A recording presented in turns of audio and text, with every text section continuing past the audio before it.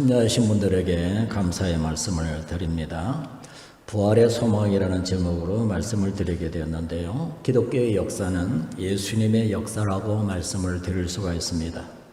프랑스의 철학자인 꽁트라고 하는 사람이 영국의 시인 칼라 일이라고 하는 사람을 만나서 이런 대화를 했다 그래요. 철학자 꽁트가 의기양양하게 이렇게 말합니다. 나는 지금 기독교를 대신할 수 있는 완전한 종교를 창설하기 위해서 구상 중에 있습니다. 그 새로운 종교는 기독교가 내세우는 유치한 신비적인 이야기들을 배제하고 있기 때문에 완벽하고 분명한 것이 될 것입니다. 라고 말을 했습니다. 이때 칼라일이라고 하는 사람이 이렇게 대답을 했습니다. 새로운 종교를 만든다고 하니 참 좋은 일이군요. 그러나 그 전에 당신이 할 일이 있습니다. 그것은 예수님처럼 당신도 죽었다가 3일 만에 다시 살아나야 할 것입니다. 그래야 당신이 만들고자 하는 종교가 생명 있는 종교가 될 수 있기 때문입니다. 라고 대답을 했답니다. 기독교는 부활과 생명의 종교입니다. 그 힘 때문에 2000년의 기독교 역사가 존재할 수 있었고 또 성장할 수 있었습니다. 그리고 수를 셀 수 없는 수많은 신앙의 선배들이 순교의 삶을 마다하지 않았습니다. 영국의 로즈경이라고 하는 영국의 물리학자요 버밍엄 대학을 창설한 총장이기도 한 그는 아들이 1차 세계대전 때에 전사하게 되었습니다. 그런데 그 아들이 죽기 전에 아버지에게 이런 편지를 보냈습니다. 아버지, 제가 죽더라도 제 무덤에 오지 마십시오. 저는 거기에 없을 테니까요. 어거스틴의 어머니 모니카가 그 아들에게 이렇게 말을 했습니다. 내가 죽거든 장지 문제 때문에 고민하지 말고 아부네라 묻어다오. 나는 바로 하나님께로 가게 될 터이니까. 부활을 믿는 그리스도인의 삶은 뜨뜻하고 평안합니다. 이유는 죽음을 넘어선 신앙을 가지고 있기 때문입니다. 장로교의 창시자 존 칼빈이라고 하는 사람은 살았을 때도 많은 업적을 남겼지만은 그가 세상을 떠날 때 또 영적인 큰 교훈을 남기고 갔습니다. 존 칼빈은 스위스 제르마에서 종교 개혁을 일으켰고 장로교회를 창립하고 또 그 영향으로 존 낙스라고 하는 사람은 스코틀랜드에 가서 장로교를 세웠고 그 외에도 많은 사람들이 유럽의 각지에 흩어져서 존 칼빈의 영향으로 장로교를 세웠습니다. 칼빈이 죽을 때 남긴 유명한 유언이 있는데요. 내 무덤에 묘비를 세우지 말고 내 무덤에 흔적이 없도록 해달라라고 유언을 남겼습니다. 존 칼빈은 지금도 묘비가 없습니다. 한번 우리 그림을 한번 봅시다. 예, 존 칼빈의 무덤입니다. 존 칼빈은 무덤을 찾기가 그렇게 쉽지 않다 그래요. 묘비가 없기 때문에 그의 유지를 따라 지금도 제네바에 가면은 존 칼빈의 무덤에는 이름이 없습니다.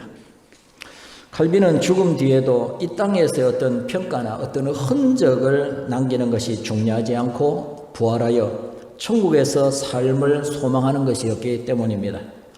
죽음은 시작에 불과하지 않습니다. 1945년 4월 8일 아침에 본 헤퍼라고 하는 이 본 헤퍼라고 하는 분은 영국 독일 태생으로서 그가 미국에 건너가 교수가 되었어요. 유명한 교수가 되었는데 자기네 나라가 나치에 의해서 히틀러에 의한 그 군대에서 짓밟히는 걸 보고 자기가 자진해서 독일로 돌아왔어요. 그리고 히틀러의 그 잘못된 것에 대해서 마치 미치광이가 버스 기사로 앉아가지고 언제 언덕으로 떨어질지 모른다 이렇게 히틀러를 욕하다가 결국 감옥에 갇혔고 1945년 4월 8일 날 아침에 보네프 목사가 감옥에서 기도할 때에 험상궂은 두 사나이가 감방을 향해서 이렇게 소리 질렀습니다. 죄수 본 헤퍼, 우리를 따라오라. 그래서 이제 사형장으로 가게 되었습니다. 그때 같이 감옥에 있던 영국의 한 장교가 이렇게 말했습니다. 목사님, 이제 마지막입니다. 안녕히 가십시오. 그때 이 보네프 목사님이 가면서 뒤를 돌아보며 미소를 지으면서 이렇게 평화롭게 말을 했습니다. 마지막이 아닙니다. 지금부터 시작입니다. 이렇게 대답했다고 그래요. 믿음의 사람에게는 절대로 죽음이 끝이 아닙니다. 죽음은 새로운 시작이며 그러면서도 놀라운 영광스러운 새 삶의 시작입니다. 뿐만 아니라 우리는 부활을 믿기 때문에 진네렐라의 꽃이 필 때 가버린 사람이라는 그런 책이 있습니다. 그 책은 주인공이 바로 주기철 목사님인데 그분도 1945년 같은 해 4월에 18일에 하나님의 부름을 받았습니다. 활짝 핀 개나리 새봄을 찬양하고 있고 앞산에 붉은 진달래가 하나님의 솜씨를 자랑할 때에 어둠을 물리치고 사망의 권세를 이기시고 예수 그리스도께서 다시 살아나셨는데 예수 그리스도의 부활을 축하하며 또 이 날을 기뻐하며 맞이하는 성도들의 심령과 가정과 사업과 이 부활의 기쁨과 능력과 은혜가 임하기를 바라면서 예수 그리스도는 죄와 허물과 영 죽었던 우리를 살리려고 십자가에 살찌자 피 흘려 죽으셨고 무덤에 장사 지낸 바 되었다가 3일 만에 부활하시어 부활의 첫 열매가 되셨습니다. 예수 그리스도께서 십자가에 죽고 3일 만에 다시 살아나셨다는 것이 복음이고 기독교의 핵심입니다. 예수님이 부활이 없었다면 기독교나 다른 종교나 차이가 없습니다. 그러나 예수님이 부활하셨기에 죽은 종교와 살아있는 종교의 차이가 나타나게 되었고 예수께서 다시 살지 않으셨다면 우리의 믿음도 또 우리의 전파하는 복음도 헛되고 말았을 것입니다. 우리가 하나님의 거짓 증인이 될 뻔했고 우리가 여전히 죄 가운데 있을 뻔했는데 예수님이 부활하심으로 우리의 산 소망이 되었습니다. 고린도전서 15장 12절에서부터 13절에 보면 이렇게 말씀하고 있습니다. 그리스도께서 죽은 자 가운데서 다시 살아나셨다 전파되었거늘 너희 중에 어떤 사람들은 어찌하여 죽은 자 가운데서 부활이 없다 하느냐? 만일 죽은 자의 부활이 없으면 그리스도 다시 살지 못하셨을 것이니라. 그리스도께서 만일 다시 살지 못하셨으면 우리가 전파하는 것도 헛된 것이요 또 너희 믿음도 헛것이며 또 우리가 하나님의 거짓 정의로 발견되리니 우리가 하나님의 그리스도를 다시 살리셨다고 증언하였습니다. 만일 죽은 자가 다시 살아나는 일이 없었으면 하나님이 그리스도를 다시 살리시 아니하셨으리라. 만일 죽은 자가 다시 살아나는 일이 없었으면 그리스도 다시 살아나는 일이 없었을 터이요 그리스도께서 다시 살아나는 일이 없었으면 너희의 믿음도 헛되고 너희가 여전히 죄 가운데 있을 것이요 또한 그리스도 안에서 잠자는 자도 망하였을 것이니 라고 말을 하고 있습니다. 예수님의 부활이야말로 인류 역사의 최대 기쁜 소식이고 하나님의 능력입니다. 그런데 사람들은 믿지 않으려고 하는 것은 한번 죽으면 어떻게 또 살아날 수 있겠는가 하는 어떤 고정관념 때문에 그렇기 때문에 예수께서 다시 살아날 때도 믿지 않습니다. 그래서 흔히들 부활절 믿음은 있지만은 부활신앙은 없다는 그런 재미나는 얘기가 있습니다. 예수님의 부활을 믿지 못하는 것도 무리는 아니죠. 인류 역사에 다시 죽은 자가 살아나는 일이 없었기 때문에 그래서 예수님의 부활의 첫 열매라고 말하는 것입니다. 3년 동안 함께 했던 제자들이 부활의 주님을 보았다고 하는 그런데도 도마는 말하기를 내가 직접 만져보지 않고는 나는 믿을 수 없다라고 요한복음 20장 25절에 말하고 있습니다. 요한복음 20장 25절 우리가 같이 한번 읽어봅시다. 다른 제자들에게 그에게 이르되 우리가 주를 보았노라 하니 도마가 이르되 내가 그의 손에 못자국을 보며 내 손가락을 그 못자국에 넣으며 내 손을 그 옆구리에 넣어보지 않고는 믿지 아니하겠노라 하니라 라고 했습니다. 부활의 주님을 뵙고 경배하면서도 오히려 의심하는 자도 있었다고 마태복음에 말하고 있습니다. 마태복음 28장 17절입니다.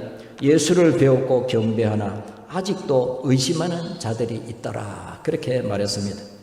오늘 그래서 인간의 생각으로 지어낸 시체 도둑설이 있습니다. 제자들이 시체를 훔쳐가고 부활했다고 하는 것이죠. 이것은 제사장들이 무덤을 지키던 군인들에게 돈으로 매수하면서 그들에게 가르쳐준 말입니다. 그들의 입에다가 제자들이 훔쳐갔다고 해라. 환상설이 있습니다. 너무 사모한 나머지 환상 가운데 예수님이 부활한 것처럼 착각했다고 하는 말이죠. 그런데 이것도 거짓인 것은 예수님의 시체에 매달렸을 때에 로마 군인이 창을 찔러 옆구리에서 물과 피가 쏟아지는 예수님의 죽음을 확인했기 때문입니다. 기절설도 있습니다. 죽지 않고 기절했다는 것인데 서늘한 기절했던 예수님을 돌무덤에 넣어놨더니 찬 냉기가 올라와서 다시 깨어나서 나왔다고 하는 이 기절설도 있습니다. 그러나 우리는 분명코 예수님께서는 500여 명이 일시에, 고린도에 보면은 500여 명이 일시에 예수님의 부활을 보았다, 이렇게 되어 있습니다. 한 사람의 환상이 아니라 500명이 현저하게 보았다는 얘기입니다. 예수님의 부활은 인간의 작은 머리로 이해할 수 없는 하나님의 능력이요 우리의 산 소망입니다. 그러기에 로마서 11장 25절에 나는 부활이요 생명이니 나를 믿는 자는 죽어도 살겠고 무릇 살아서 나를 믿는 자는 영원히 죽지 아니하니 이는 내가 믿느냐라고 예수님이 말씀을 하셨습니다.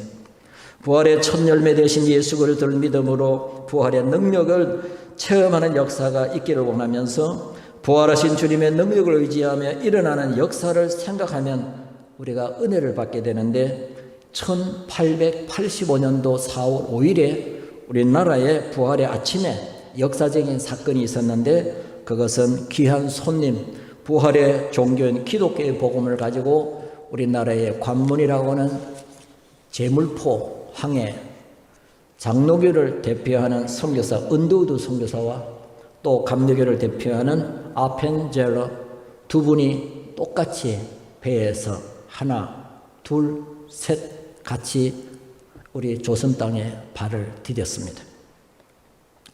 4,000년 동안 잠들었던 이 백성들의 깊은 잠에서 깨어나게 된 것이죠. 어둡고 캄캄한 이 땅에 광명이 비치기 시작한 것입니다. 오늘 2021년 부활의 아침에 하나님께서 여러분에게 광명과 빛을 주시고 승리와 희망과 기쁨을 주기를 주의 이름으로 축원합니다. 이 세상에는 여러 종교가 있지만 기독교는 다른 종교에 비해 다른 것이 있다면 바로 부활이죠. 다시 말하면 기독교는 윤리, 도덕, 인간의 수양을 뛰어넘는 생명의 종교, 부활의 종교라고 하는 것입니다. 미국의 오클라호마의 유명한 흑인 목사 펠이라고 하는 분이 있는데 부활에 대해서 좋은 이런 예화를 말했습니다. 한 마리의 큰 뱀이 바닷속을 헤치면서 많은 물고기를 잡아먹었습니다. 그런데 날카로운 지느러미를 가진 물고기도 통째로 삼켰는데 이 날카로운 지느러미를 가진 물고기가 뱀 뱃속에 들어가니까 캄캄하고 여기는 못 살겠구나. 그래서 자기의 날카로운 지느러미로 그 배를 찢어버렸습니다. 뱀이 찢어지고 그 날카로운 고기가 밖으로 나왔습니다. 그랬더니 먼저 잡혀있던 고기들도 다 나왔습니다. 이때 이 뱀은 죽어버렸는데 이 뱀을 가리켜서 사망이라 이렇게 말합니다. 이 뱀이 오랫동안 많은 사람들을 잡아먹었습니다. 어느 날 예수님까지 삼켰습니다. 그러나 예수님은 죽음의 무덤을 열고 헤치고 나오셨고 이제 예수를 믿는 모든 사람들도 예수님을 따라 사망에서 생명으로 나오게 되었다. 이렇게 표현했습니다. 얼마 전에 베스트셀러였던 퇴마록이라고 하는 책이 있는데 거기에 보면 귀신을 쫓아내는 그런 내용이 나옵니다. 이 책에 보면은 국내나 국외나 귀신들이 굉장히 많이 있는데 그런데 그 귀신들의 공통점이 뭐냐 하면 억울하게 죽었다는 것입니다. 그런데 아무리 억울하게 죽어도 다시 살아날 길은 없다는 것이죠. 그래서 부활을 믿지 못하는 사람들은 죽음을 두려워합니다. 우리나라 특히 죽는 것이 얼마나 두려우면 병원에 가든지 아파트에 가든지 또 호텔에 가면 4층이 없습니다. 그리고 F자로 써놨습니다. 왜? 사자라는 죽음의 사자를 싫어하기 때문에. 오늘 여러분, 이 사자를 넣어서 이름을 짓는 사람은 한 사람도 없습니다. 이렇게 사자는 가장 싫어하고 꺼려하기 때문에 이 죽음을 막아 보려고 많은 사람들이 시도를 해봤지만은 그러나 번번이 실패할 뿐 전혀 가능성이 없었습니다. 아무리 의학이 발달하더라도 병은 다 치료하지 못하고 과학이 아무리 발명하여도 우주까지 정복한다더라도 죽음을 막는 그런 별 발명을 아직 하지 못했습니다. 인간은 죽지 않기를 바라고 있지만은 오래 살고 싶어서 서양 사람들은 사슴의 눈물을 먹는다고 합니다. 사슴의 눈물을 먹으면 모든 병이 만병이 통치된다고 하는 섹스피어의 그 희곡에 보면은 마음 내키는 대로 살아라는 그 희곡 내용에 보면은 사슴의 눈물을 먹으면 만병이 낫는다. 그렇기 때문에 서양 사람들은 사슴의 눈물을 먹는다고 하지요. 그러나 오래 살 수는 있을지 모르지만은 늙어가서 죽는 것을 막을 수는 없습니다. 옛 시인이었던 정철이라고 하는 시인은 인생의 허무함을 이렇게 읊었습니다. 한 손에 막대기를 잡고 한 손에 가시를 쥐고 늙은 길 가시로 막고 오는 백발 막대기로 치려하였더니 백발이 제 먼저 알고 지름길로 오더라. 유명한 시죠. 옛날에 종처럼 울지 않기로 유명한 알렉산더라고 하는 대왕이 있습니다. 그는 일생에 딱 3번 울었다고 합니다. 한 번은 그가 페르시아의 원정을 갔을 때에 페르시아 왕 고레스라고 하는 성경에 나오는 고레스 1세의 그 묘비를 보고 울었다고 합니다. 인생이 아무리 한때 부귀와 영화를 누려도 결국은 한 개의 무덤밖에 남기는 것이 없구나. 너무나 허무하다. 그러면서 죽었다고 합니다. 두 번째로 인도의 인더스 강가에서 인더스 강만 이제 건너기만 인도를 쳐서 다 자기의 나라를 만들 수 있는데 그 백성들이 너무 오래된 몇 년 동안 전쟁을 하는 게 너무 피곤하고 지쳐서 왕이시여 이제 그만 갑시다. 그래서 할 수 없이 인더스 강을 건너지 못하고 돌아올 때 울었다고 합니다. 세 번째 이 알렉산더 왕이 울은 것은 자기 부하들과 함께 모래판에서 씨름을 하다가 그만 부하한테 져서 엉덩방아를 찌고 졌습니다. 그때 알렉산더가 막 울었다 그래. 그래서 이긴 부하가 민망스러워서 왕이시여 왜 웁니까? 그럴 때 알렉산더가 말하기를 내가 너한테 져서 우는 게 아니라 내가 지금 이렇게 큰 나라를 가지고 부귀영화를 누리고 있지만은 나도 죽으면 한 평의 땅 속에 묻히게 된다는 걸 생각하니까 인생이 너무나도 허무해서 운다. 정말 이 알렉산더는 31살에 죽었습니다. 이 죽음의 고통은 인류 역사가 시작한 이래 가장 큰 숙명의 과제이고 아담 이후에 인류의 종착점은 무덤입니다. 무덤은 인간 최대의 절망이며 어두움이며 마지막 종착역입니다. 부활을 믿는 그리스도인의 삶은 뜨뜻하고 평안한 것인데 그 이유가 뭐냐? 죽음을 넘어선 신앙을 가지고 있기 때문입니다. 오늘 여러분, 오늘 이런 부활의 믿음으로 충만하기를 주의 이름으로 축원합니다. 고대 로마는 예수를 십자가에 못 박고 300년 동안 기독교를 박해했습니다. 그들은 모든 수단 방법을 총동원해서 기독교를 박멸시키려고 노력했던 것이죠. 나병 환자들이 득실거리는 꼴짜기로 기독교인들을 몰아넣기도 하고 아니면 사자굴에 던져서 사자의 밥이 되기도 하고 불 속에 던져 넣기도 하고 또 불화형에 십자가에 매달아 불태워 죽이기도 하고 칼로 기독교인들을 쳐 죽였습니다. 그런데 결국은 기독교가 승리했습니다. 314년에 콘스탄티니에서 기독교는 박해하면 박해할수록 퍼져나가니까 결국은 기독교를 국교로 인정을 했습니다. 예수가 로마를 이긴 것입니다. 생명은 강하고 예수님의 부활의 생명은 오늘 우리 속에 지금도 역사하고 있습니다. 그리스도의 부활의 역사의 증거, 빈 무덤과 기독교의 2000년 역사와 성경과 수많은 증인들이 그 사실을 지금도 증거하고 있습니다. 중요한 것은 증인은 증언해야 된다고 하는 것이죠. 다시 말해서 부활의 신앙을 가진 사람은 그 부활을 증거해야 된다는 것입니다. 부활의 능력은 우리의 삶을 승리로 이끌고 또한 부활이 우리의 양심과 정의와 도덕심을 다시 불러일으키기 때문입니다. 톨스토이의 대작 중에 하나가 부활이라는 것이 있습니다. 주인공은 네프루도프라고 하는 남자 한 청년이 아름다운 여인 카츄샤라고 하는 여인과 하룻밤의 사랑을 나누게 됩니다. 이 남자는 그 후에 군대를 입대하게 되고 모스크바에서 화려한 생활을 하면서 재판소의 배심원이 되어 귀족의 딸과 다시 결혼을 하게 됩니다. 어느 날 재판정에 살인죄를 지은 여인이 잡혀왔습니다.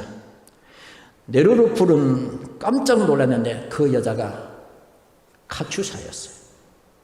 7년 전에 사랑에 빠졌다가 까마귀 잊었던 그 여인이 버림받아 비참한 율랑 여자가 되어서 살인 혐의로 잡혀왔습니다. 이때 네프루도프는 양심이 살아났습니다. 그 여자가 이렇게 된 것이 자기의 책임이라고 생각하고 양심이 깨달아지면서 재청과 아픔에 마음을 괴로워합니다. 있는 힘을 다하여 그 여자를 변호했지만은 결국 유죄 판결을 받고 시베리아에 유배를 당하게 되는데 네르푸도프도 모스크바의 화려한 생활을 다 버리고 그 여자가 탄 열차에 몸을 싣습니다. 카츄샤가 허락만 한다면 너가 추록할 때 나랑 같이 결혼하자. 그런데 카츄샤는 끝내 거절하고 다른 제수 청년과 결혼을 하게 됩니다.